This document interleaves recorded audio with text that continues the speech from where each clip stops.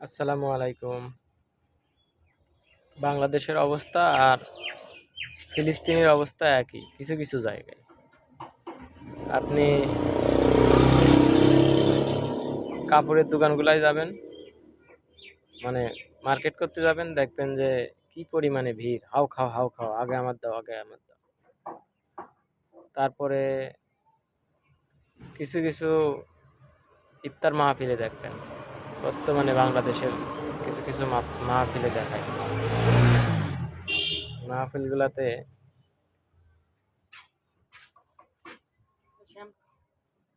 ইফতার মাহফিলগুলাতে দেখবেন ফিলিস্তিনের মতো অবস্থা। হ্যাঁ, ফিলিস্তিনের অবস্থাও কিরকম সেটাও দেখবেন। সবগুলা মিলায়ে দেখবেন যে বাংলাদেশের অবস্থা একই।